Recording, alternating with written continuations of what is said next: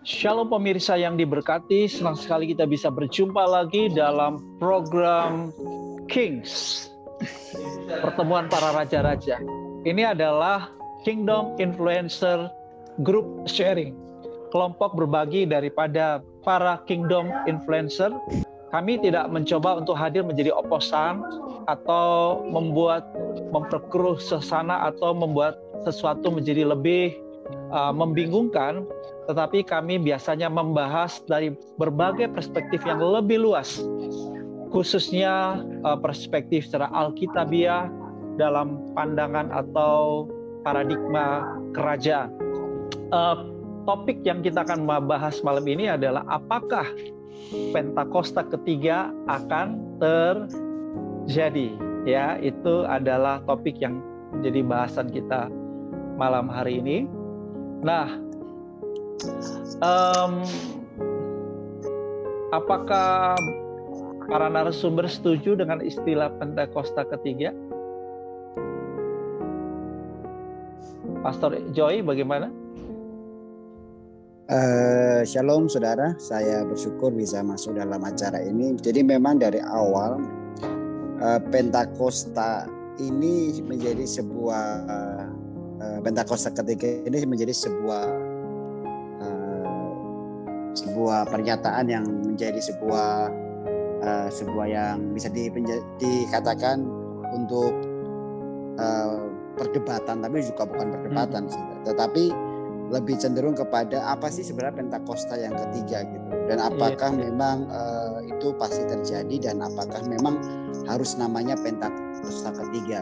Jadi kalau saya sendiri, dari pribadi saya sendiri, menyatakan bahwa bisa dikatakan apa saja, mau Pentakosta ketiga atau mau revival yang terakhir atau sebagai gerakan atau sebagai movement kedatangan Tuhan Yesus yang kedua kali akan terjadi lawatan Tuhan yang besar.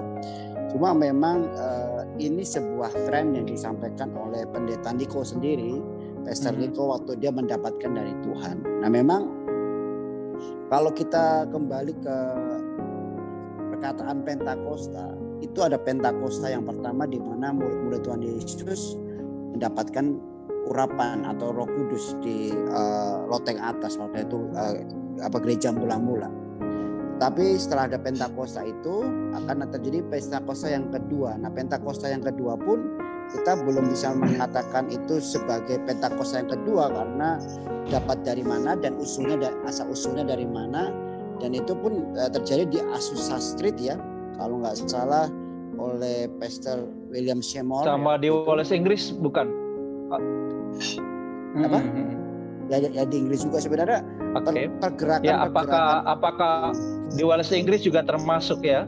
Ya satu paket Inggris, gitu ya? Satu paket ya, termasuk di Kansas City waktu itu. Jadi memang terjadi pergerakan yang luar biasa. Tapi yang menyatakan Pentakosta kedua pada waktu itu adalah Gembala Azusa Street sendiri, dan yang sekarang yang menyatakan Pentakosta yang ketiga adalah Pak Niko sendiri dari Indonesia. Dan ini menjadi sebuah hal yang booming. Cuma menurut saya itu hal yang wajar selama dia mendapatkan dari Tuhan. Saya sih support selama itu mendapatkan faedah yang luar biasa untuk lawatan Tuhan yang besar dan untuk sebuah kegerakan Tuhan yang besar. Memang kalau dari sisi teologi ya memang bisa dikatakan belum bisa dikatakan itu sebagai absolut mutlak. Nanti kita bisa dengar itu dari pandangannya Dr. Antonius ya. Dr. Antonius bisa kasih pandangan dari sisi teologianya gimana? Istilah itu, penyebutan Pentakosta ketiga. Silakan Dr. Antonius. Ya, shalom Bapak Ibu sekalian.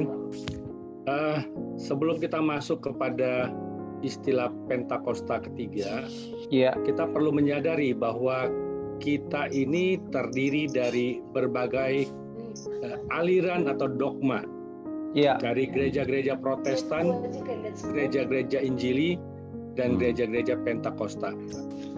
Tentunya bagi sahabat yang mendengarkan yang dari gereja-gereja Protestan, istilah Pentakosta ketiga sesuatu yang asing dan mungkin juga ditolak.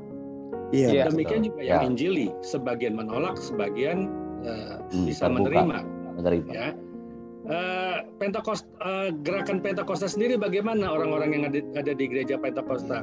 Sama juga, di aliran Pentakosta ada yang menerima dan ada yang tidak. Ya, jadi kalau kita lihat dari dogma, dari aliran-aliran, ya ini memang ada perbedaan-perbedaan. Nah, kita tidak akan membicarakan perbedaan, tapi dari sini kita beranjak agar supaya kita dapat memahami dan kita bisa saling menghormati. Ya, kalau Anda Protestan tidak setuju dengan istilah Pentakosta ketiga, ya tidak masalah, karena memang dogma teologi Anda menyatakan demikian. Jadi kita bicara dalam lingkup gerakan Pentakosta. Nah, kita yang ada di dalam gerakan Pentakosta, kalau belakangan disebut Pentakosta karismatik. Ternyata Pentakosta ini juga ada stream dari ujung barat, ujung timur. Nah, kalau kita lihat mengamati Pentakosta itu sebenarnya apa? Tadi sudah disampaikan oleh Brother Joel Israel mengatakan bahwa ya itu setelah Yesus disalib 3 hari kemudian bangkit, dan kemudian ada perjalanan di situ. Setelah dia bangkit, dia berjumpa dengan murid-muridnya, kemudian dia naik ke surga. Nah, peristiwa naik ke surga ini kemudian dilihat oleh para murid-muridnya, dan disitulah dikatakan bahwa akan ada pencurahan Roh Kudus. 10 hari kemudian atau hari yang ke-50, disitulah Roh Kudus turun. Nah, Roh Kudus turun itu kan di loteng Yerusalem, disebut Agora. Agora itu kan adalah tempat keramaian atau marketplace pada zamannya.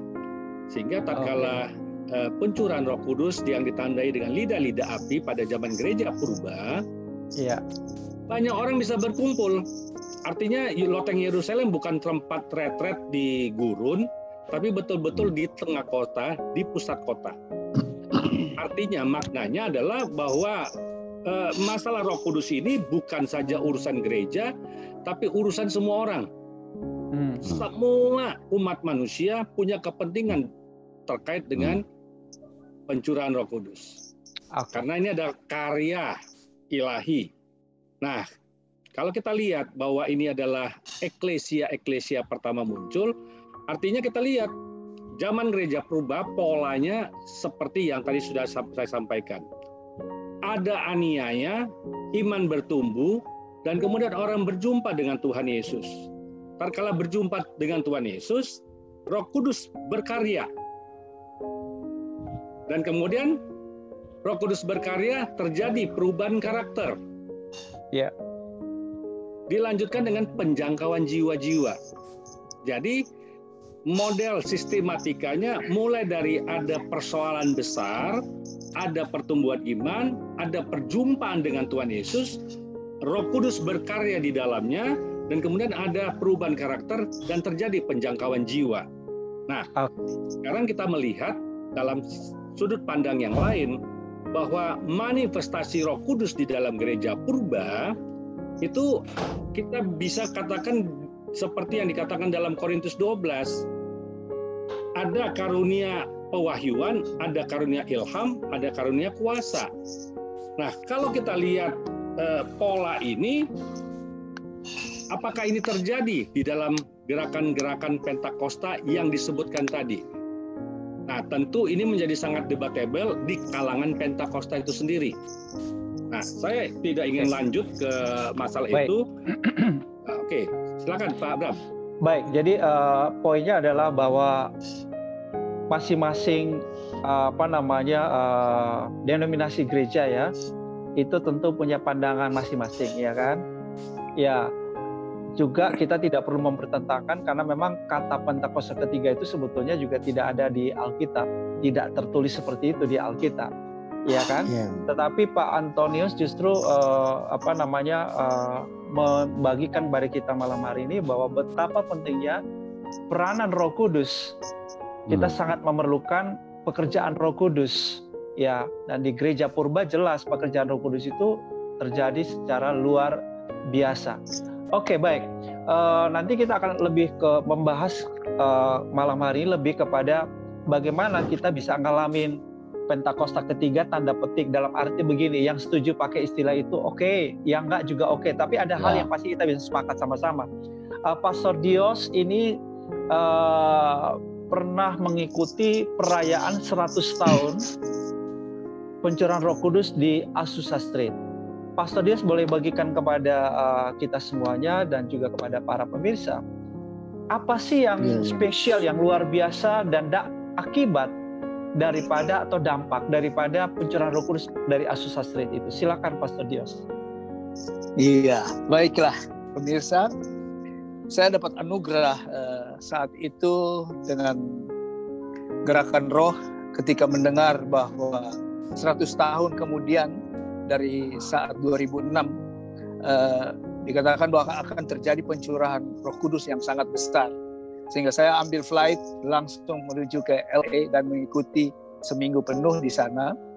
Dan memang dalam pengalaman saya di sana, peristiwa itu terjadi dari dalam sebuah gedung begitu, dan di luar itu juga banyak protes-protes dengan segala macam ayat-ayat firman, iblis segala malam. Pokoknya semua di luar, tapi di dalamnya itu sungguh banyak hal yang mukjizat sangat terjadi.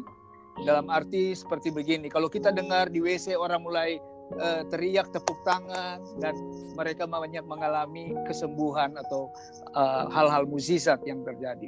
Dan dalam itu yang kita lihat sungguh. Sehingga saya melihat kesimpulan, karena saya juga punya kerinduan mengalami hal ini. Saya melihat kesimpulan bahwa Pentakosta itu adalah seperti Yesus katakan kepada mereka, tinggal dan menanti. Nah, jadi kata menanti itu salah satu kata kunci, seperti kerinduan saya untuk datang ke sana dalam hal menanti hal sesuatu yang akan terjadi, itu sangat dominan di dalam hidup saya. Dan saya lihat bahwa pergerakan Pentakosta itu tidak bisa kita klaim menjadi milik pribadi atau denominasi. Tapi artinya kalau gereja di suatu denominasi mau mengklaim itu seperti perkataan Pentakosta ketiga atau keempat atau ke yang terakhir, itu bisa saja. Tapi yang kita lihat dari sini, kata Pentakosta itu hari yang ke-50, dan itu sudah di Tuhan tentukan gitu. Ya, tidak ada bisa yang rubah-rubah. Dibilang hari ke-50 yang ketiga, jadi dari etimologinya saja sudah tidak pas, jadi akan menimbulkan suatu kebingungan. Nah, tapi gerakan ini terus menerus terjadi. Orang Indian sebelumnya PPK dan banyak peristiwa yang terjadi. Dan saya lihat dari William Seymour ini memang lahirnya kegerakan Pentakosta. Mereka mengklaim dengan sebutan kegerakan Pentakosta. Tapi sebenarnya sumbernya adalah satu, yaitu Roh Kudus. Dan saya bersyukur untuk itu. Karena itu biarlah setiap orang yang sedang menanti dan mencari, itu menemukan. Dan memang seperti kalau Pak Niko katakan demikian, biar itu menjadi milik mereka, untuk grup tersendiri yang percaya. Tapi karena saya kasih lihat ini, kebetulan saya juga mengalami satu hal lagi, yang dalam pertemuannya itu pertemuan di Wittenberg, 500 tahun lahirnya Luther, dan saya hadir di situ. Reformasi reformasi.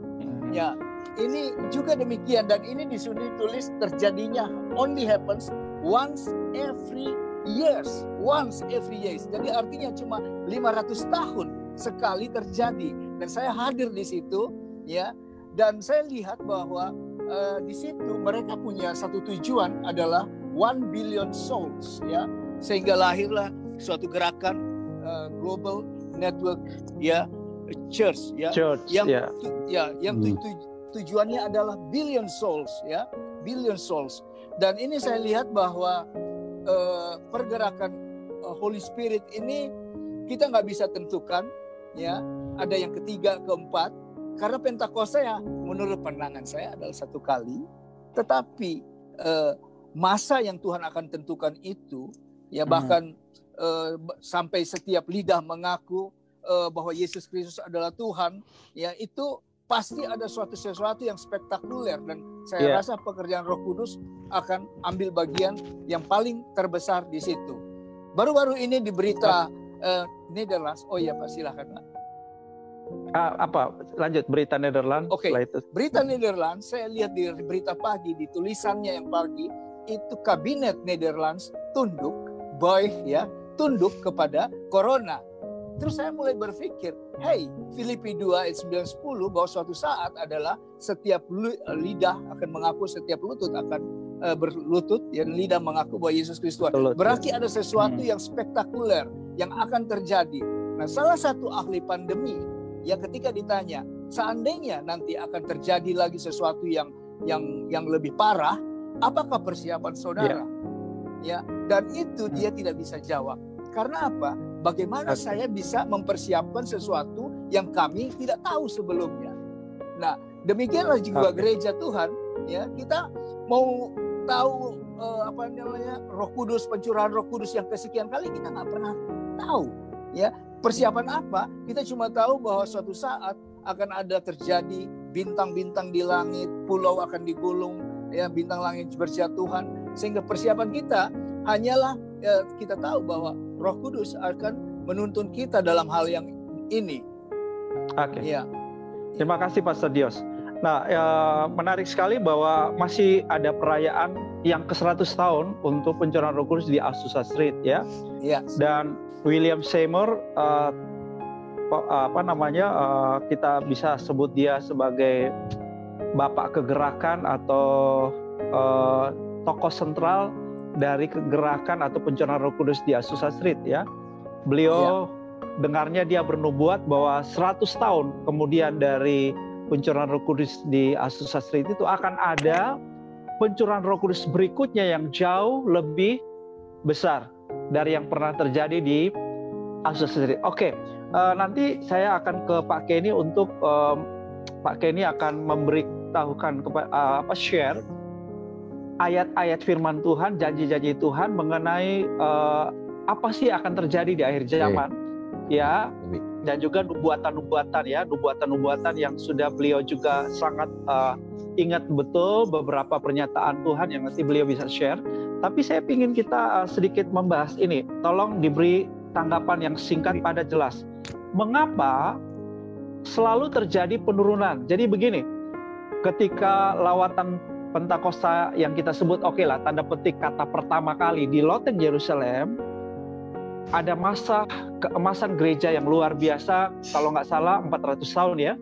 Tapi kemudian terjadi masa penurunan gereja ke dalam satu kondisi yang disebut masa kegelapan gereja, dan berproses untuk terjadinya reformasi dari zaman Martin Luther dan terus sampai kepada Azusa Street, pencurahan Roh Kudus yang begitu luar biasa. Tapi kemudian terjadi lagi penurunan, ya kan?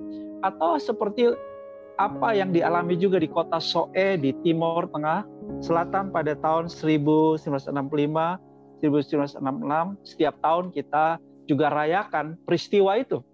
Kenapa kok terjadi penurunan? Saya kasih tanggapan dari sisi lingkungan saya mungkin. Oke, Pastor Dios. Iya, karena memang kemarin Pastor Dios ngajak saya lihat, sedih juga ya, bagaimana melihat gedung-gedung gereja yang kosong, gedung-gedung gereja yang jadi museum, jadi supermarket, bahkan dibeli oleh saudara M kita dan digunakan jadi tempat sembahyang mereka. Itu menyedihkan sekali. Ya, lanjut Pastor Dios. Ya, kalau dari saya melihat perspektifnya itu dari firman ketika dari Tuhan melarang Adam dan Hawa memakan buah pengetahuan. Bukan karena buah pengetahuan itu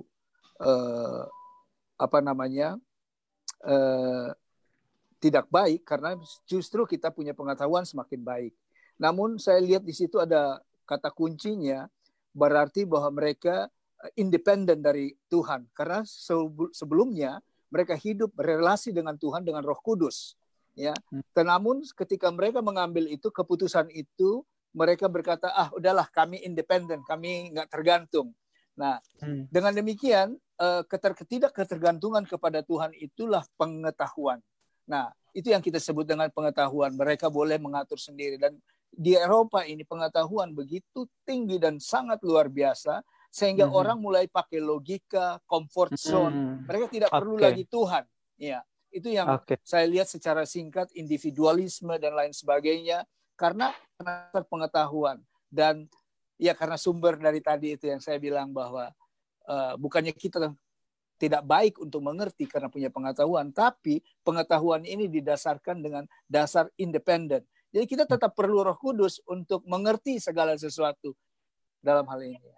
Oke, jadi poin dari Pastor Dios, penurunan atau berhentinya sebuah kegerakan, kita bisa bilang begitu, atau menurunnya kualitas kekristenan atau pergerakan kekristenan disebabkan dua poin tadi kalau saya nangkap, ya. Yang pertama adalah karena kecenderungan manusia untuk independen, ya, tidak mau bergantung sama Tuhan. Ini sebetulnya akar kesombongan, ya.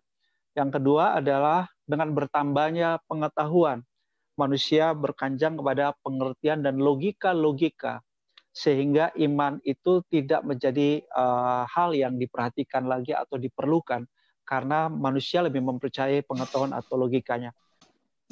Dalam pemahaman saya, kenapa ini menurun, kita belajar kembali dari apa yang dilakukan oleh bangsa Israel. Tuhan mengingatkan kepada keluarga-keluarga di bangsa Israel agar mempelajari Taurat Tuhan itu siang dan malam. Dan ayat-ayatnya sangat jelas. Orang-orang Israel melakukannya dari generasi kepada generasi. Itu dilakukan dengan ketat.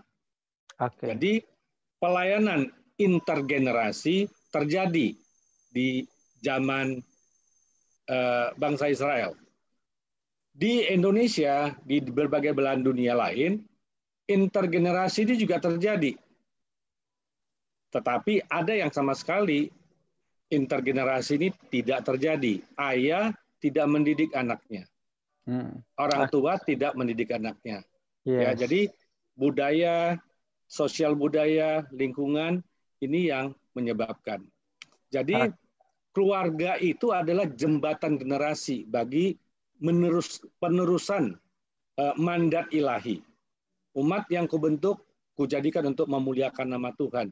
Nah, jembatan generasi ini yang saya kira terputus. Itu, Pak. Setuju. Jadi saya bisa menyimpulkan apa yang disampaikan Pak Antonius itu dua juga, ya, sebetulnya adalah bicara mengenai disfungsi pewarisan nilai-nilai prinsip kerajaan Allah, firman Allah, pengenalan akan Allah dalam keluarga itu sendiri.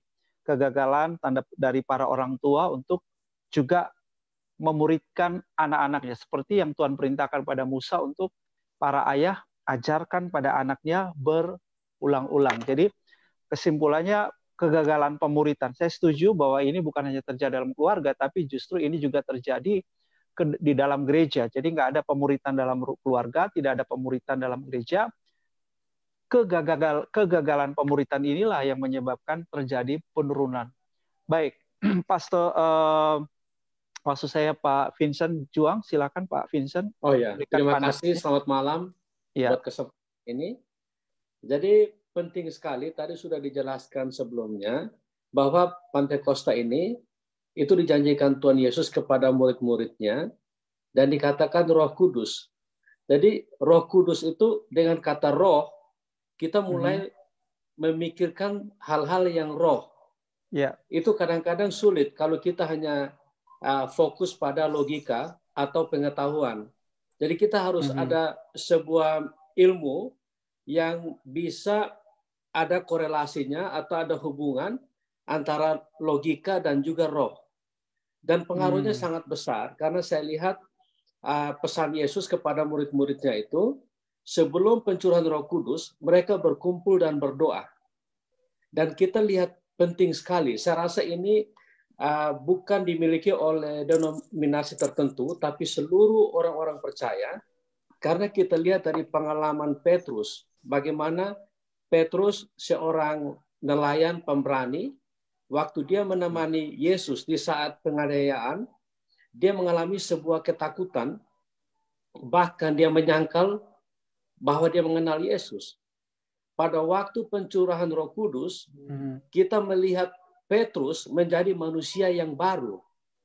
Yang 50 hari sebelumnya, dia sangat ketakutan, bahkan dia menyangkal, tapi 50 hari berikutnya, waktu Roh Kudus dicurahkan, dia menjadi manusia baru, bahkan dia bisa berdiri di depan crowd, di depan umum, dan khotbah tentang Yesus, bahkan 3.000 orang bertobat. Nah, proses untuk penerimaan pencurahan Roh Kudus sama dari masa murid-murid di gereja purba yang tadi dikatakan, dan juga William Seymour. William Seymour sebelum pencurahan Roh Kudus, itu dia berdoa 6 jam, 7 jam, 8 jam sehari-hari. 5 tahun. Ya. Jadi mereka berdoa berjam-jam. Nah, terus sekarang kita mau dikatakan bahwa ini ada pencurahan yang terakhir atau ketiga atau pakai nama apa aja terserah. Itu kita harus persiapkan diri untuk berdoa dengan sungguh-sungguh supaya ini bisa terjadi. Nah, terus ada tambahan lagi, gereja purba itu ada terjadi penganiayaan sehingga mereka terpencar. Waktu terpencar dicatat bahwa sambil lari mereka juga terus memberitakan Injil. Jadi salah satu untuk maintain api Roh Kudus supaya terus berjalan sampai kapanpun juga, gereja harus mulai berubah. Gereja tidak hanya untuk menampung, tapi gereja sudah harus memikirkan untuk apa kuasa Roh Kudus ini, yaitu gereja purba dipakai untuk pemberitaan Injil. Pada saat murid-murid terima kuasa Roh Kudus ini, mereka bangkit beritakan Injil kepada siapa? Mereka tidak beritakan Injil hanya kepada orang Kristen. Saat itu banyak sekali orang Yahudi non-Kristen, dan dicatat bahwa 3.000 petobat baru adalah non-Kristen. Jadi fungsi Roh Kudus untuk menjangkau bangsa-bangsa. Nah, gereja sudah mati. Baik yang ngaku dirinya Injili, ngaku dirinya Reform, ngaku dirinya karismatik, mereka tidak melakukan penginjilan seperti apa yang kita lihat pada gereja purba. Jadi ada sebuah kemunduran yang sistematis. Yang mudah-mudahan dengan malam hari ini kita bisa bangkit, membawa api Roh Kudus sehingga benar akan terjadi kebangkitan rohani yang dahsyat. Mantap. Amin. Oke. Pak Vincent tadi sebetulnya lebih menegaskan 2 poin juga kalau saya lihat. Yang pertama, menurut Pak Vincent, karena ada kecenderungan untuk lebih mengandalkan tadi kekuatan dan pengetahuan sendiri, ya. Jadi kebergantungan sama Roh Kudusnya justru sangat kurang. Nah, yang kedua adalah faktor tidak adanya penginjilan atau jemaat Tuhan tidak bergerak untuk menjangkau jiwa. Ini 2 hal yang menyebabkan terjadinya kemunduran. Oke, itu luar biasa sekali. Baik, ke Pak Kenny, Reverend Kenny, silakan Reverend Kenny bisa membagikan beberapa ayat, ya secara cepat saja, beberapa ayat yang menjadi janji Tuhan mengenai pencurahan Roh Kudus, bukan hanya di gereja mula-mula, tapi sampai di akhir zaman, dan juga beberapa nubuatan. Tapi kemudian nanti Pastor Joy Israel boleh nyambung, karena Pastor Joy Israel juga seorang gembala yang bergerak ke profetik, jadi ini orang-orang profetik ini cocok sekali untuk membagikan hal-hal yang sifatnya profetik. Silakan, Reverend Kenny.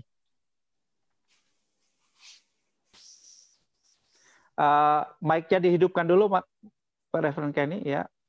Di-mute dulu. Oke, ya. Di-unmute maksudnya. Ya, ya oke. Shalom Pak Bram dan juga semua narasumber dan juga pemirsa yang mendengar. Saya sangat percaya bahwa ini sebenarnya yang sedang terjadi namanya Pentakosta pertama, kedua, ketiga, itu penggenapan nubuatan Nabi Yoel pada pasal 2, Yoel 2 ayat 28 sampai ke 32.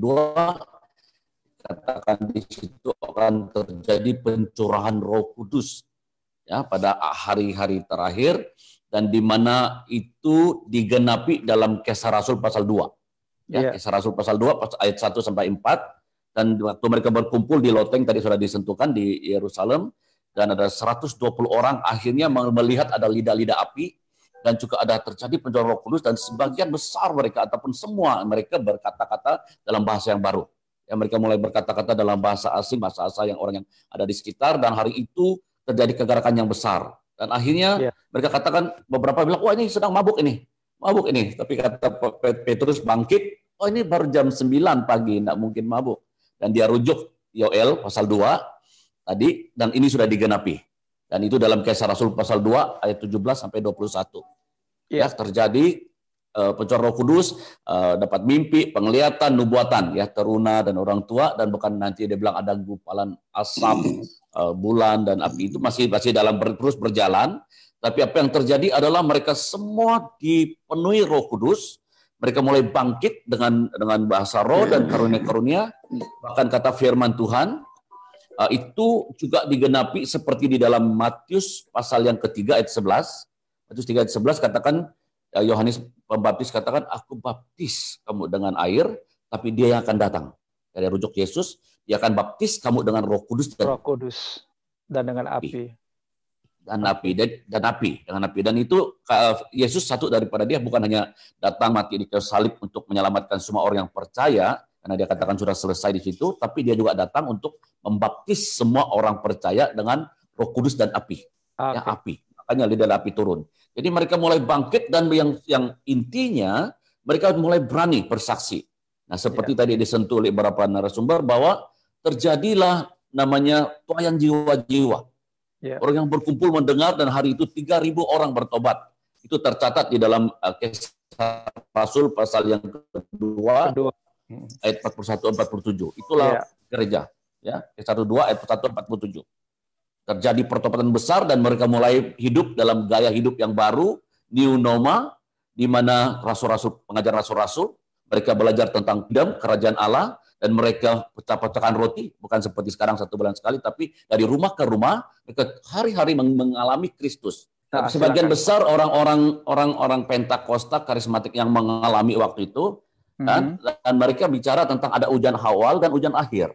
Nah, ujian awal itu di Yerusalem. Ujian akhir itu katanya di Azusa Street. Tapi ujian akhir itu kita masih dalam akhir zaman, masih berjalan. Makanya kalau ada Pentakosta ketiga atau keempat mau terjadi, maksud saya pencurahan secara besar-besaran pandemik, itu wajar-wajar saja, itu masih Alkitabiah. Bapak masih mau sebelum Yesus datang kedua kali, Matius 24 ayat 14, Injil katanya diberitakan ke seluruh muka bumi sebelum terjadi, seperti Pak Dios katakan tadi, setiap lutut berlutut, tiap lidah mengakui Yesus adalah Tuhan, belum terjadi, mau terjadi terus pencurahan Roh Kudus. Cuma namanya mungkin ya pakai Pentakosta pertama, kedua, ketiga, itu sesuai dengan sejarah, dan selalu semua menang diingat. Oh, yang pertama sudah terjadi besar-besaran. Sebenarnya terjadi terus di mana-mana, seperti di Soel Revival, seperti Gunung Murut Revival, tetapi kita tidak kasih nama dia Pentakosta kedua. Iya, nanti kalau mau kasih peluang saya boleh cerita sedikit. Kita pakai first wave, second wave, third wave. Itu melihat bahwa ada peningkatan terjadi terus, karena Tuhan mau terus ingatkan gereja Tuhan, terus on fire, terus menangkan jiwa begitu. Bila jemaat sudah mulai menurun, Tuhan bangkit lagi. Nah, selalu itu terjadi. Jadi makanya Yoel 2 sudah terjadi di Azusa Street. Mereka katakan itu terjadi akhir zaman, ujian akhir. Tapi ya ujian akhir masih berjalan sampai sekarang. Dan kemungkinan juga ada ujian akhir yang ketiga yang dinubuatkan. Kalau hanya Pak Niko yang sampaikan, itu mungkin masih individu ataupun mungkin di kalangan gereja karismatik GBI. Tapi baru-baru ini dikonfirm lagi oleh Chuck Peace dan juga Cindy Jacob dari Texas, dari Amerika, mereka dari luar negara, bahkan mereka yang pernah pengalaman Azusa Street, bahkan mereka sedang bicara itu akan terjadi di Indonesia. Dan saya sangat percaya, karena ada banyak contoh-contoh, ada banyak bukti-bukti. Kan saya sudah pergi ke Semarang ikut doa di Gunung Doa Getsemani, saya juga pergi ke Manado, beberapa tempat, Ungaran. Saya melihat bahwa ada ciri-ciri ke itu. Saya sempat ke Soe, pergi lihat tempat revival yang pernah terjadi oleh Meltari, dan saya kaji beberapa tempat, saya lihat, orang sedang menunggu nih. Ada sesuatu pencurahan Roh Kudus yang lipat kali ganda, lebih besar, lebih banyak mujizat, lebih banyak pekerjaan Tuhan yang lebih dahsyat, pencurahan jiwa besar-besaran. Nah, Paul dia sampaikan kepada kami pada bulan Maret kemarin, dia sampaikan beberapa poin dia katakan. Dan tidak mungkin connect satu dengan yang lain, tapi dia bilang tiba-tiba dalam kegerakan COVID-19 ini, after that, dia bilang, setelah itu akan terjadi pencurahan Roh Kudus beberapa buah negara disentuh Indonesia. The first disentuh Indonesia akan mencapai 50% orang yang bertobat. Dan juga di Malaysia dan beberapa negara, dia sebut beberapa negara, saya tidak ingat, tapi yang tertarik itu Indonesia, karena saya kan connect Indonesia terus. Wow, Indonesia 50%. Dan saya terus connect dengan nubuatan Jimmy Jacob, dengan Chuck Peace. Oh, saya bilang, ya, itu terjadi di Indonesia. Tuhan selalu pilih satu tempat, waktu dan tarik kita tidak tahu, tanggalnya kita tidak tahu. Tetapi yang pasti Tuhan selalu pilih itu sedang satu tempat, Tuhan kerjakan. Ya? Oke. Yes, ya. Seperti Azusa Street, seperti Yerusalem, dan kemudian dari situ api itu menyala. Kegerakan Roh Kudus terjadi ke tempat-tempat bangsa-bangsa. Makanya saya excited. Saya percaya itu akan yang terjadi. Pertama di Loteng Yerusalem, yang kedua di Azusa Street, yang ketiga katanya di Indonesia ya. Orang Indonesia Pak amin aja ya. Ya. Ya, itu Pastor Joy Israel, silakan Pastor Joy. Kembali lagi apa yang hari-hari ini sedang terjadi. Ini memang kalau saya lihat kegerakan ini, saya merasa dimulai dari anak-anak muda terlebih dahulu. Memang kalau kita lihat untuk sesuatu yang akan terjadi besar, itu generasi muda ini harus kembali dibangkitkan. Nah sekarang kan saya lihat kan saya masih dengan generasi muda ini, saya melihat banyak sekali orang-orang yang mulai bangkit. Hamba-hamba Tuhan muda yang baru-baru, yang saya lihat punya kapasitas yang bagus mulai bangkit. Dan inilah sebagai nilai yang bagus sekali, seperti yang dikatakan oleh hamba Tuhan tadi, Bapak Dokter, bahwa kalau generasi muda ini menyingkapi bahwa ini akan terjadi movement yang besar.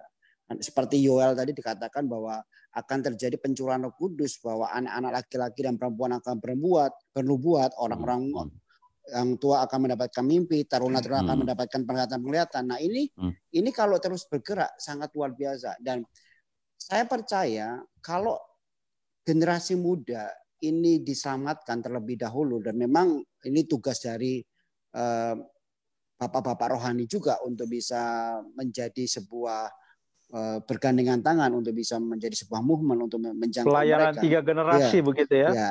Ini akan membuat kekuatan pencurahan Roh Kudus sangat luar biasa. Bahkan saya rasa penurunan pun bisa tidak terjadi selama generasi muda ini bisa diselamatkan. Karena setiap ada kegerakan, di situ ada generasi muda yang rindu untuk bisa bergerak. Tapi memang kalau saya lihat sekarang, iblis juga nggak tinggal diam, setan juga nggak tinggal diam untuk menghancurkan generasi muda sekarang ini. Makanya kalau kita lihat di luar negeri, di Amerika, di Eropa, itu generasi muda udah hancur lah. Ada yang kena LGBT, ada yang narkoba, ada yang hancur. Bahkan di Indonesia pun sama. Tapi ini menjadi sebuah kerinduan saya juga, bahwa Roh Kudus bisa bergerak untuk menjangkau mereka. Mereka kalau digerakkan, itu pergerakan mereka itu sangat kuat sekali loh, sangat mendapatkan hal yang luar biasa. Makanya supaya tidak terjadi penurunan, supaya tidak terjadi sebuah movement yang cuma singkat saja, generasi muda ini memang harus diselamatkan terlebih dahulu. Bagaimana caranya? Ya gereja harus mulai bergerak. Terutama generasi muda harus kita angkat untuk bisa menjadi pemimpin. Generasi muda harus kita regenerasikan mereka untuk menjadi leader-leader yang kuat di aspek-aspek pelayanan. Ya, saya bersyukur di umur saya sekarang, saya masih bisa jadi gembala, dan puji Tuhan jemaat saya anak-anak muda semua. Dan gembala milenial ya. Ya, mereka mereka akhirnya punya public figure, punya pemimpin yang ini masih muda tapi kok dipakai Tuhan ya. Mereka juga rindu sama-sama. Nah, kita harus kembangkan hal-hal itu kepada gereja, karena kalau kita lihat sekarang gerakan anak muda mulai bergerak ini. Kegerakan anak muda mulai bergerak, dan dari Pastor Joy jelas bahwa Tuhan sedang mulai bergerak dari anak-anak muda. Nah, ini sebetulnya pernyataan Pastor Joy ini juga sudah dinubuatkan oleh Pastor Evan Russell ya.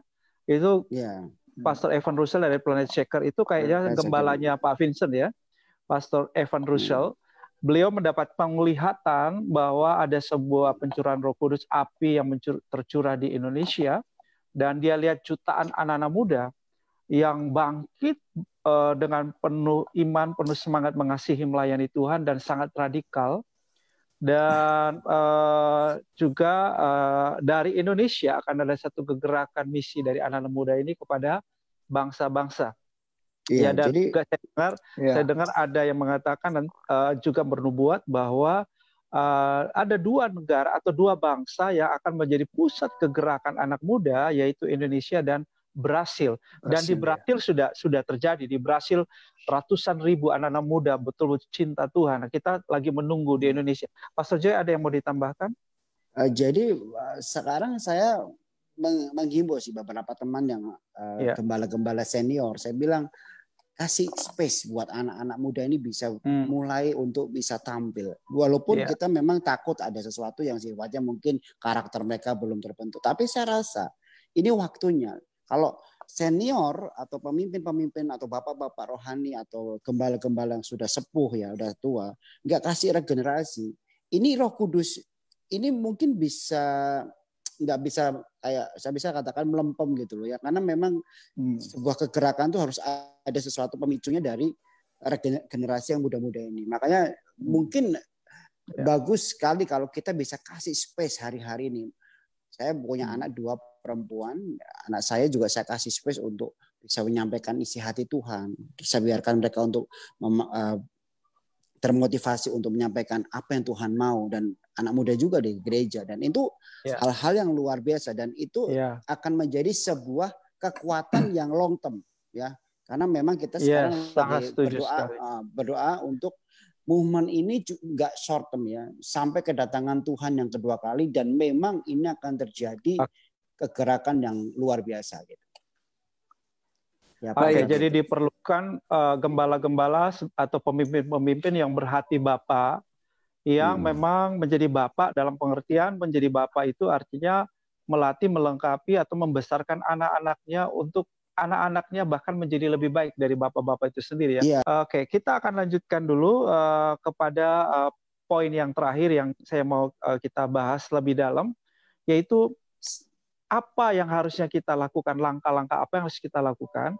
Oke, kita tidak usah perdebatkan soal apakah ya Pentakosta ketiga, Pentakosta keberapa, apapun namanya, siapapun yang menerimanya, tetapi menurut saya kita semua sepakat malam ini bahwa yang pasti di akhir zaman ini harus terjadi pekerjaan Roh Kudus yang lebih dahsyat, karena harus menuntaskan amanat agung ya. Matius 24 ayat 14 harus juga terjadi. Maka kita perlu sekali pekerjaan Roh Kudus, betul ya? Dan kita perlu juga kegerakan anak-anak muda yang luar biasa di akhir zaman ini untuk sebagai mission force bagi penuaian. Nah, baik, saya mau minta pendapat daripada para narasumber, tolong berikan masing-masing satu langkah praktis yang menurut narasumber sangat strategik sekali untuk harus dilakukan supaya Pentakosta ketiga, pencurahan Roh Kudus, kemenangan rohani, penuaian jiwa yang masif itu dapat terjadi di hari-hari ini sebelum kedatangan Yesus yang kedua kali. Baik, dari tadi saya ya siapa dulu nih yang mau duluan? Silakan. Boleh Pastor saya? Dios ya, silakan. Iya. Ya.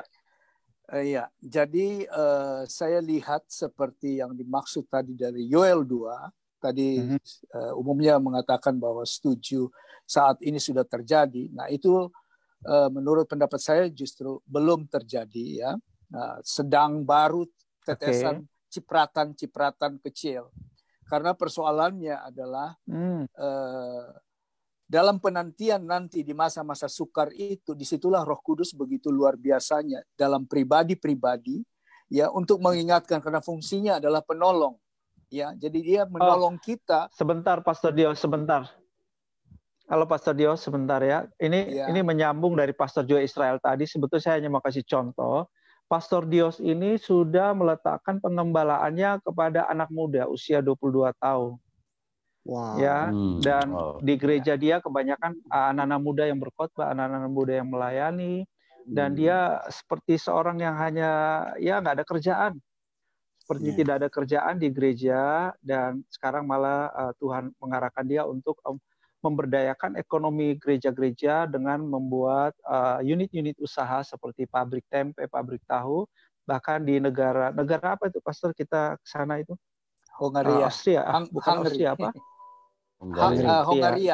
Hongaria. Jadi saya saya sudah sampai ke Hongaria juga bersama Pastor Dios untuk lihat tempat di mana dia bikin pabrik tahu tempe, karena orang Indonesia itu sangat mencari sekali produk itu. Lanjut Pastor Dios, silakan. Maaf saya potong karena ya boleh. Ya, jadi masa Yoel 2 ini saya lihat akan terjadi justru di akhir zaman, di mana ada penindasan, di mana ada krisis, di mana apa. Jadi kita diperlengkapi sebagai anak-anak Tuhan untuk membangun relasi dengan Roh Kudus yang sedemikian sehingga kita tahu akan ada orang yang datang, ada orang yang akan menghancurkan kita atau apa saja Tuhan atur strategi peperangan kita. Nah, karena itu pencurahan ini, makanya saya tadi setuju dengan Pak Nathan soal bagaimana orang Yahudi mendidik anaknya dari generasi ke generasi. Sampai sekarang ini itu mereka sangat top di dunia, ya, membangun suatu relasi yang kita kenal dengan Syafruta. Nah, tapi yang kita ajarkan di dalam lingkungan anak dari generasi ke generasi, yang saya rindukan itu adalah kita mengajarkan bagaimana mereka bergaul dengan Roh Kudus sehingga supranatural. Nah, ini saya bisa alami di gereja saya dalam COVID ini.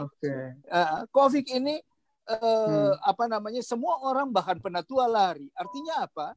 Mereka punya pengetahuan, tapi mereka tidak punya relasi dengan Tuhan, dengan Roh Kudus.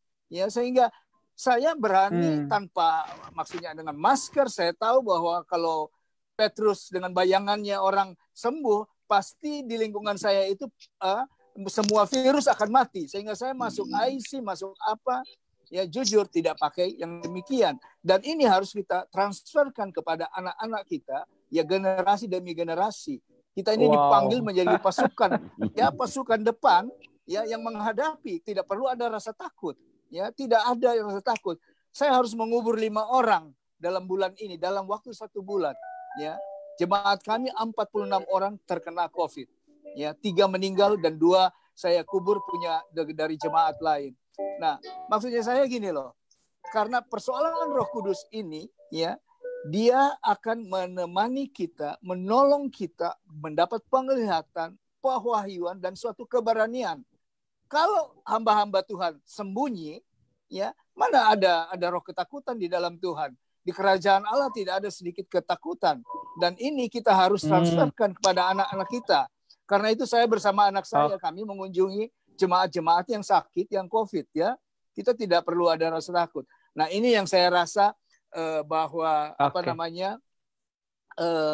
pencurahan yang seperti Yoel 2 ini bahkan akan terjadi di hari-hari terakhir, di mana kita itu bisa melihat siapa-siapa yang akan datang, pengetahuan, karunia-karunia roh akan berkembang, dan itu bukan lagi karena upaya kita sebagai manusia, ya upaya gereja untuk berdoa seperti zamannya William Seymour, tidak lagi, tapi karena zaman ini Tuhan mau demonstrasikan dan dia perbekali anak-anaknya. Jadi itulah fungsi daripada Roh Kudus sebagai penolong. Ya. Jadi satu hal yang harus kita lakukan supaya lawatan Tuhan lebih dahsyat, penuaian banyak jiwa lebih banyak terjadi di akhir zaman ini, dari Pastor Dios adalah kita perlu memuridkan generasi kita, anak-anak muda kita, untuk bergantung penuh pada Roh Kudus, hidup secara supernatural dalam keberanian yang luar biasa. Keren. Amin. Oke, sekarang lanjut ya. Pentakosta itu adalah hari yang ke-50. Kalau dalam Ulangan 16 ayat 10 dikatakan hari raya 7 minggu. Pesak Yahudi atau Paskah Yahudi itu untuk memperingati keluar dari Mesir dan kemudian turunnya 10 perintah Allah. Dan ini adalah gambaran tentang Tuhan Yesus yang disalib dan bangkit. Kemudian naik ke surga, turun. Nah, Pentakosta itu adalah suatu proses. Jadi bukan satu titik tertentu, tapi satu keadaan tertentu, satu proses. Dia adalah satu gelombang kekuatan Tuhan. Terus menerus, ya. Nah, jadi kalau ditanya Pentakosta itu kapan, ya kita bisa mengartikan, dan itu multitafsir. Kita tidak ke sana. Kalau saya lihat gambaran tentang kepenuhan Roh Kudus yang disebut Pentakosta itu adalah terjadinya senolali dan glosolali. Bahasa roh, bahasa lidah atau karunia lidah yang kita kenal dengan nama glosolalia, atau bahasa asing yang kita sebut senolalia yang terjadi di loteng Yerusalem. Orang dari berbagai suku bangsa mendengarkan Petrus berbicara dalam bahasa ibu mereka. Itulah senolalia. Apakah praktek itu terjadi pada zaman gereja purba? Ternyata tidak. Terjadi juga di zaman modern. Kegerakan Pentakosta atau kegerakan poin dari Pak Antonius siapa, Pak? Nah, apa yang harus kita lakukan? Kegerakan Pentakosta ini adalah bagaimana Roh Kudus berkarya di dalam tiap-tiap orang. Tahun 80-an, tahun 80-an, tahun 90-an, sebelum ada gereja-gereja seperti sekarang ini, ada yang namanya gerakan kepenuhan Roh Kudus, di mana banyak orang penuh dengan Roh Kudus, dan disitulah mulai terjadi orang heran, tanda petik, karena ini menggunakan bahasa yang baru. Tetapi itu menjalar terus dari tahun 80, tahun 90, tahun 2000, hingga sekarang. Maka saya katakan tadi adalah satu proses. Nah, proses itu diawali dengan apa? Adanya orang mendapatkan bahasa roh, karunia lidah, adanya glosolalia. Nah, kita tidak akan membahas itu panjang karena satu sesi tersendiri, di mana kuasa bahasa roh ini mempengaruhi, membangkitkan iman, dan terjadi intimasi dengan Tuhan. Perjumpaan dengan Tuhan, perubahan karakter terjadi.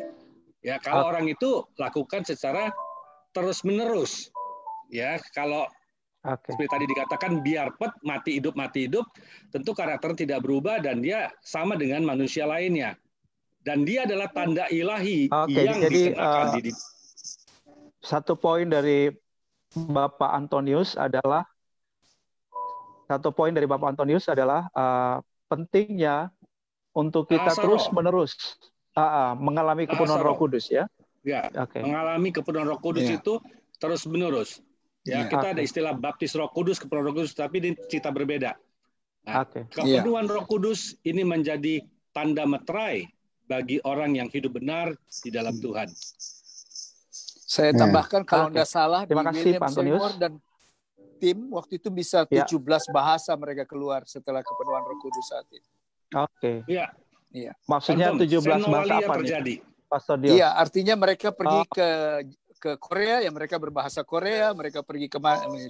Itulah. Nah, ada 17 bahasa, bahkan pemain keyboard ya yang tidak tahu main saat itu juga main. Jadi memang kekuatannya itu bukan secara alami tapi memang powerful oleh Roh Kudus ya. Supranatural. Jadi kejadian supranatural. Jadi ini bukan kejadian yang natural. Memang kalau ditambahin sedikit, kalau saya lihat memang untuk supaya ini kegerakan Roh Kudus ini terus naik, memang kita harus memanifestasikan itu. Jadi memang ada manifestasi-manifestasi yang orang lihat gitu ya. Misalnya kalau kita lihat hamba Tuhan zaman dulu, termasuk saya kenal beberapa orang yang punya kapasitas yang bisa dikatakan hamba Tuhan sakti.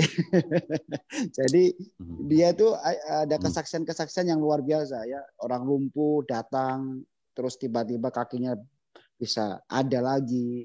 Terus pelayanan penginjilan, mobil habis bensin diisi air, akhirnya jadi bensin, dan itu banyak sekali itu terjadi. Nah, kalau sekarang ini yang memang harus dikerjakan begitu. Memang kalau kita lihat Afrika lagi mengalami seperti itu. Nah, Indonesia saya rasa mulai arah ke situ, mulai arah kepada manifestasi. Dan saya percaya itulah salah satu strategi yang ampuh sekali untuk manifestasi Roh Kudus ini, kegerakan Tuhan ini bisa cepat terjadi. Kalau ada orang yang berani memanifestasikan kuasa Roh Kudus ini. Jadi kita bukan hanya khotbah di mimbar, tetapi hari-hari kita harus berani keluar menyatakan bahwa Roh Kudus ini punya kuasa ya. Yang mendemonstrasi kuasa, dan memang ini kita harus lakukan supaya kegerakan ini bisa cepat. Karena kalau saya lihat ini bisa dilakukan seperti Pak Dios tadi di Belanda seperti itu, atau Pak Vincent, saya lihat foto-fotonya begitu luar biasa, dan mungkin ada hamba Tuhan lain. Termasuk saya pun kalau sekarang ini sering bakso setiap hari dekat orang-orang yang kumuh-kumuh itu, ya saya tenang-tenang aja, nggak pernah takut karena saya sudah percaya ada antivirus Tuhan, ya Tuhan melindungi saya, nggak usah takut begitu. Dan orang pasti tanya sama saya, kok bisa berani? Nah, kita bisa menyampaikan itu karena Tuhan. Nah, itulah strategi ampuh sih Pak Abraham menurut saya yang bisa kita lakukan kalau kita berani memanifestasikan kuasa Roh Kudus itu ya. Oke. Nanti Pak Vincent akan banyak. Boleh ya, silakan Pak Vincent lanjutkan pekerjaan Roh Kudus, kuasa supranatural dalam penginjilan dan tanda mujizat. Silakan. Ya. Jadi waktu kita terima Roh Kudus itu ada tanda-tanda bahasa baru seperti di Kisah Para Rasul pasal 2 ayat 4. Nah, pesan saya buat anak-anak muda yang sudah percaya dan sudah terima Roh Kudus, berdoalah dengan bahasa Roh, dengan confidence, dengan yakin.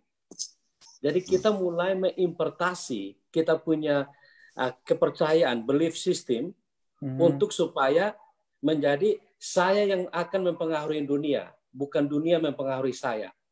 Jadi speak louder, dengan confidence, dengan yakin. Kita tidak usah mencari pertentangan atau menimbulkan pertentangan, tetapi apa yang kita punya, apa yang kita sudah terima, pakai itu. Karena bahasa Roh itu ada tujuannya, yaitu di kitab Yudas pasal 1 ayat 20 itu untuk self development, membangun iman kita. Nah, ini penting sekali. Dan juga Tuhan telah menginvestasi banyak sekali talenta dan karunia. Itu semua gift akan terdevelop dengan baik saat kita berdoa dengan bahasa Roh. Itu yang pertama. Dan semua yang berurusan dengan Roh Kudus itu melalui iman. Jadi mengapa kita percaya Roh Kudus dan kuasanya itu karena iman. Terus yang kedua itu power, itu dinamik. Jadi seperti kuasa dan itu Allah. Jadi boom gitu ya kan. Jadi benar-benar kuasa. Jadi Petrus yang 50 hari lalunya takut, dia langsung menjadi pemberani. Jadi kita harus sungguh-sungguh berani sebagai anak-anak muda, jangan takut. Bisa mengalami pengalaman-pengalaman. Ya. Saya banyak sekali punya pengalaman supernatural di dalam penginjilan. Saya bahkan khotbah di bus, khotbah di alun-alun, khotbah di jalan-jalan dari Jakarta, Surabaya, Malang. Saya khotbah di mana-mana karena ada kuasa. Dan mujizat terjadi. Orang buta lihat, orang tuli dengar, orang lumpuh jalan, kaki panjang sebelah langsung tumbuh. Banyak sekali mujizat. Ada yang kanker di mata langsung jatuh, langsung hilang. Terus ada yang kencing manis kakinya harus diamputasi. Ada Nana waktu didoakan langsung kering sekejap dan kulitnya langsung kebungkus. Terus pernah juga mengalami dengan penjahatnya pakai ilmu dan dia pukul saya pakai besi, pakai stick golf. Saya mau lari nggak bisa, dia pukulin saya ngeblok pakai tangan sambil bahasa Roh. Terus saya kaget, kok besinya kena saya seperti nggak rasa. Jadi saya turunin ini. Haleluya. Kepala saya dipukul, saya biarin aja, tapi saya bahasa Roh terus. Sampai yang the power of speaking tongues ya. Jadi ada kuasa. Kita sebagai orang yang telah percaya karunia bahasa Roh, kita jangan segan-segan atau jangan malu-malu. Lakukannya dengan confidence karena dunia akan melihat. Dan ini pesan saya juga.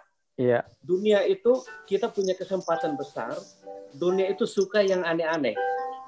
Kita lihat saja penyanyi rocker, sensasi ya. Segala macamnya. Kita harus pakai kesempatan ini.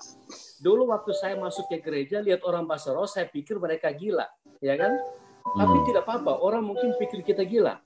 Tapi justru yang aneh-aneh, yang itu yang dicari orang. Makanya anak-anak muda, dia mau yang aneh, dia cari nightclub, heroin, bahkan hal-hal yang buruk. Waktu kita gereja Tuhan manifestasi hal-hal yang aneh. dengan bahasa-bahasa yang menurut mereka aneh, bahasa roh, bahasa supernatural. Kita pakai dengan confidence. Bahkan tidak ada yang perlu kita takutin. Nanti kuasa Allah, manifestasi Allah akan bekerja dengan luar biasa.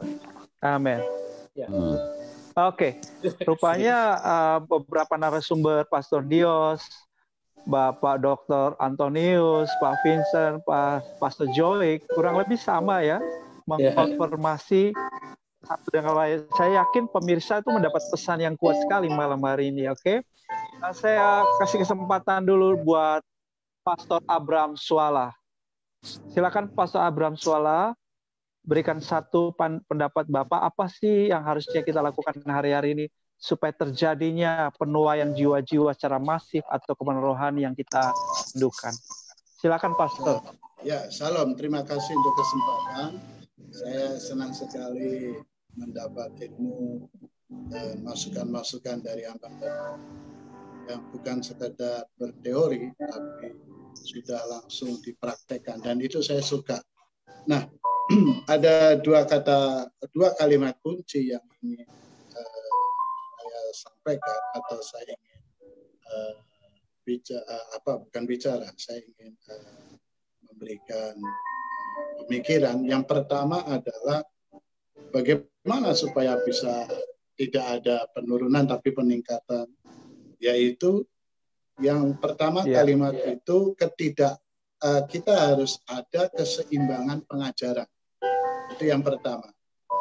Jadi kadangkala pengajarannya itu hanya yang satu sisi adalah tentang mukjizat, satu sisi tentang sosial, satu sisi tentang bahasa-bahasa teologi, pemahaman teologi dan sebagainya. Jadi harus ada keseimbangan antara. Jadi menghindari ekstrim-ekstrim begitu ya? Ya. Saya katakan bahwa Alkitab itu seperti sebuah ruangan.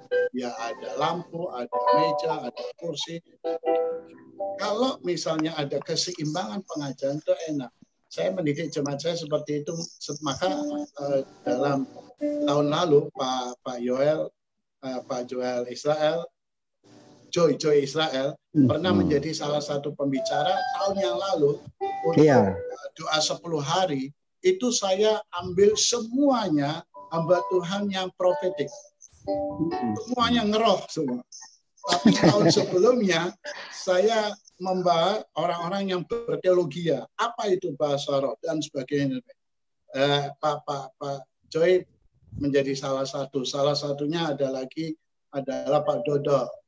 Ya, ada satu lagi anaknya Pak Gilbert Lumondong gitu. Ya, ada lagi Petrus Ong dan sebagainya. Jadi kalimat pertama harus ada keseimbangan pengajaran. Karena kalau enggak, misalnya nih hanya mukjizat, satu saat tidak ada mukjizat. Stress. Setelah itu mana Allah? Allah tidak ada. Saya kalau ketemu orang saya bilang begini, Anda pacaran bagus, tapi pikirkan kalau nanti putus gimana? Karena orang pacaran itu ada dua, menikah atau tidak. Nah, kita harus siapkan. Jemaat harus disiapkan ada pengajaran yang seimbang. Bukan saja Allah. Saya mengajar bahwa kita itu percaya Allah mampu lakukan segala perkara. Tapi Allah juga mengajar. Pastor Abraham, sorry, saya coba interupsi sebentar, Pastor Abraham. Apakah nanti justru tidak menimbulkan semacam begini pandangan keseimbangan itu dianggap kita ada pada posisi non-blok, jadi tidak ke kanan, tidak ke kiri, di tengah, atau gimana tuh? Itu risiko. Ada yang kiri, ada yang kanan, ada yang tengah. Ada yang munafik malah kadang-kala ke kiri, kadang-kala ke kanan. Tetap ada pilihan-pilihan dan positioning ya. Lalu kalau kita nggak mau ambil kiri, nggak mau ambil kanan, nggak mau tengah, itu juga sebuah pilihan kan? Jadi itu salah risiko. Misalnya saya bicara ada risikonya salah, saya nggak bicara ada risikonya juga, nanti disalahkan. Jadi semuanya pasti ada risiko. Oke, menurut saya itu sebuah risiko. Jadi menurut saya harus ada pengajaran, keseimbangan pengajaran. Yang kedua dan yang terakhir, adanya kesinambungan pengajaran. Nah, saya ketawa kadang-kala ya. Pengajaran si A, wah itu kayak SD. Lalu, wah yang harusnya kan yang begini. Loh, saya bilang begini, Anda itu mahasiswa, pernah jadi TK, pernah jadi SD. Jangan menutup gereja-gereja yang pengajarannya cuma TK, SD, SMP, SMA. Jangan lalu semuanya harus mengarahnya ke yang tingkatnya mahasiswa. Enggak apa-apa lah. Pertama kali dimulai dari mungkin TK cuman bermain, gereja kok isinya cuman bermain. Setelah itu diajarin menulis, cuman berhitung menulis. Yang mau tingkatkan bahasanya, tingkatkan teologianya. Loh, saya kadang-kala ketawa. Jangan menutup TK, SD, SMP, SMA. Karena kita tidak akan mungkin ke tingkat S1, S2 kalau nggak ada SD, SMP, SMA itu. Iya, betul. Jadi jangan meremehkan gereja. Gila pengajarannya cuman bermain-bermain. TK ya nggak apa-apa. Kok pengajarannya cuma 1 tambah 5. Masih di level TK begitu ya? Ya kok begini-begini. Ya nggak apa-apa, biarin aja. Anda sudah SMA belajar logaritma, di SD kan belum ada. Kelas 1, kelas 2, ya udah nggak apa-apa. Perkalian, pertama, nggak apa-apa. Coba ya kalau gereja itu semuanya ada kesinambungan, ada penerimaan. Saya yakin kita akan cepat untuk berkembang dan kokoh. Sekarang ini kan saling melemahkan. Amin. Saling melemahkan. Ledeklah gereja ini, ledeklah itu. Ini ngerohlah, ini yang teologialah. Ini harusnya kan seperti ngurusin orang yang miskin, yang ini cuma ini. Ya kalau bagian Anda dikasih oleh Tuhan lalu yang ini hanya cuma doa ya kan, itu akan lebih bagus. Itu dari saya. Jadi ada terima kasih Pastor, keseimbangan dan kesinambungan. Jangan meledek gereja-gereja yang cuma seperti itu.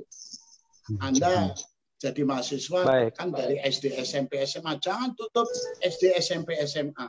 Nggak ada orang sekolah langsung mahasiswa itu. Ya. Oke, terima kasih Pak Abraham. Saya beri kesempatan untuk narasumber yang terakhir, yaitu Pastor Kenny Tam. Setelah itu saya akan mengambil beberapa kesimpulan dan kita akan berdoa bersama. Silakan Pastor Kenny Tam. Nah, kita tadi ada kata-kata temanya kan Pentakosta pertama, kedua, ketiga. Itu lebih kepada melihat sejarah sesuai dengan kegerakan-kegerakan yang ada. Tapi saya sangat percaya yang terjadi di dalam Yoel pasal 2 itu sudah terjadi di zaman Rasul, tapi belum lengkap, belum sempurna, terus terjadi lagi Ajuza Street, dan kita harap yang Pentakosta ketiga di Indonesia, seperti kalau di Malaysia, tahun 70-an, kita pernah mengalami first wave revival. Orang-orang pengkaji sejarah revival katakan itu first wave. Gelombang yang pertama itu terjadi di beberapa tempat, lawatan Tuhan, orang berbahasa roh, dan orang mulai bertobat, meninggalkan dosa-dosa. Dan waktu itu mendiang atau almarhum Petrus Octavianus tahun 73 berkhotbah di Lawas, Sarawak, dan api revival itu terjadi banyak tempat. Nah, yang kemudian ada gelombang kedua kalau ikut sejarah revival, yaitu terjadi tahun 84-85 ya. Itu namanya Agung Bangau. Dia sudah almarhum juga, tapi sekarang anaknya dan yang lain teruskan terjadi di Gunung Murut Sarawak. Itu ada api turun dari sorga. Dan terjadi pertobatan besar-besaran di kawasan Bakalalan di beberapa tempat, di Gunung Murut, dan juga beberapa akhirnya mengalir ke banyak tempat di Sarawak, Sabah, dan juga sebagian kami itu mengalami. Saya mengalami itu wave yang kedua. Kalau menurut sejarah, dan saya dari gereja latar belakang Protestan Injili. Tapi hasilnya selalu menurun, selalu ada naik turun begitu. Dan juga kemudian kita sekarang menunggu wave yang ketiga.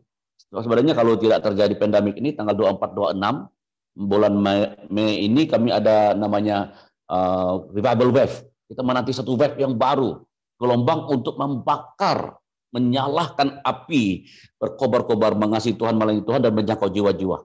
Ini yang gereja-gereja secara khusus ya, SIB maksud saya, Sidang Injil Borneo. Nah, tetapi saya secara pribadi, saya syukur saya sempat kuliah 2 tahun di Jakarta tahun 2000-2002. Waktu itu baru terjadi goncangan 98 dan saya dimuridkan Dimuridkan di ST College. Makanya saya coba kenal Pak Antonius Nathan tadi. Saya waktu itu Edilio, Pak Deta Edilio, Rahmat Manulang, dan juga Dr. Jeff Hammond beberapa. Saya belajar dan pemuridan, sistematik pemuridan. Saya nangkap hati Bapak, saya nangkap sistematik pemuridan. Saya sadar, wow, kenapa revival selalu terjadi ataupun curahan Roh Kudus, dia bermusim. 10 tahun, 15 tahun, 20 tahun. Jarang bertahan sampai 50 tahun. Selalu menurun. Jadi kenapa? Monumen, ya? Jadi monumen akhirnya. Dan itu ada beberapa sebab, dan saya kasih 1-2 contoh.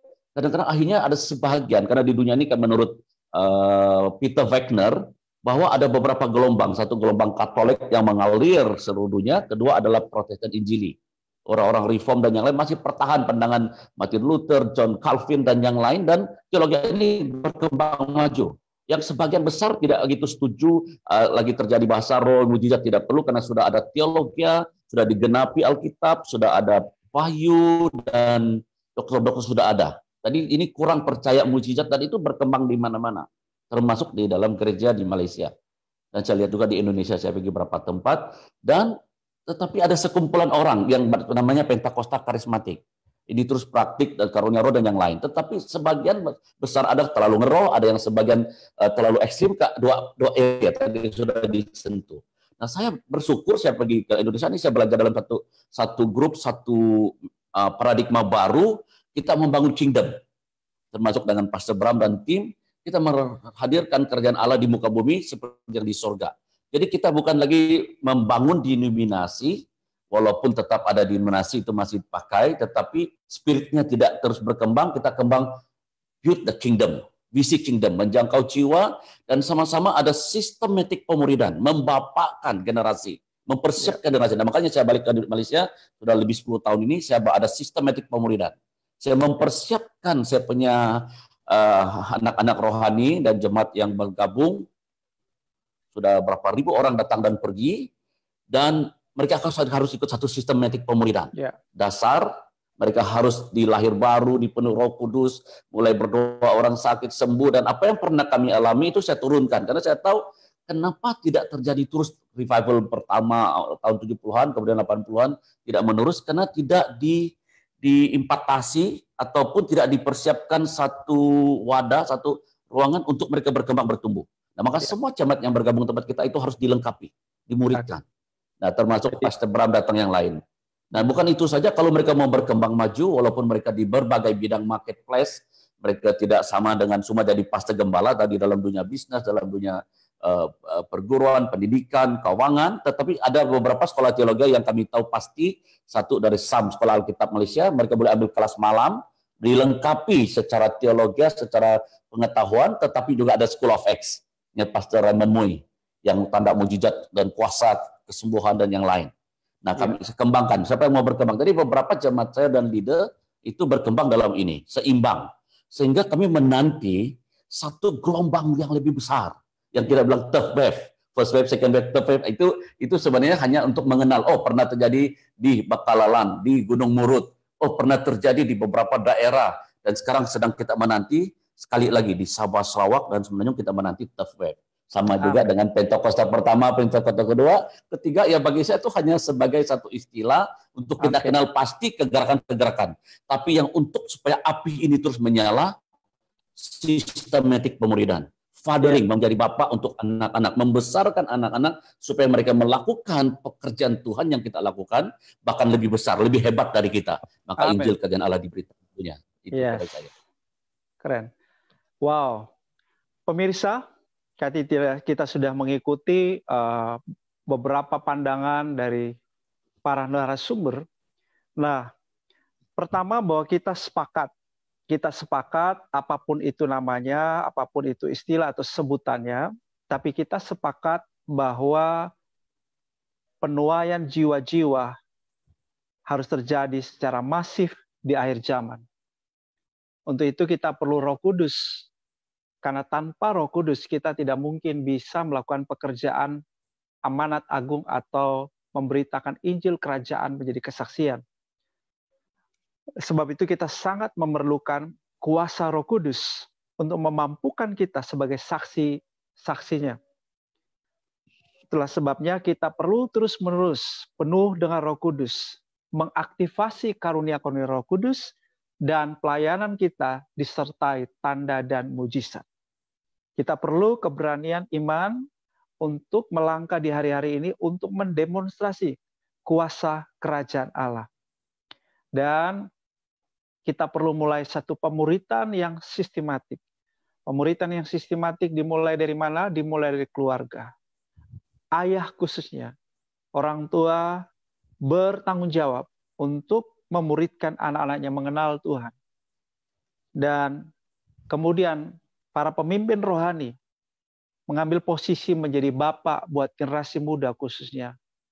Mengimpartasi apa yang bapak-bapak rohani dapat kepada anak-anak mudanya, kepada generasinya, bahkan rela untuk memberikan ruang bagi kreativitas anak-anak mudanya, bahkan memberi otoritas kepada anak-anak mudanya untuk bertumbuh dalam panggilan Tuhan dalam hidup mereka. Gereja harus memberi perhatian buat anak-anak muda karena mission force di akhir zaman untuk penuaian yang luar biasa ini akan terjadi melalui anak-anak muda. Sebab itu gereja harus memberi perhatian serius untuk mensupport, memberdayakan anak-anak muda sebagai pasukan garis depan. Dan merekalah kekuatan semangat dan masa depan daripada gereja. Jikalau kita tidak punya generasi, gereja tidak punya masa depan. Ini adalah beberapa pandangan yang sudah dibagikan oleh para narasumber. Dan penting sekali untuk kita melakukan pemuritan yang holistik, pemuritan yang applied, yang praktis, pengajaran-pengajaran yang biblikal, yang seimbang, tidak bersifat ekstrim. Kita belajar menghargai beberapa pandangan yang berbeda karena kita semua memerlukan pandangan-pandangan yang berbeda juga dari teman-teman yang lain. Kita tidak mengambil posisi sebagai orang yang merasa paling benar, dia salah, aku benar. Tapi juga kita belajar untuk mendengar dan belajar memahami cara berpikir daripada pandangan-pandangan yang lain.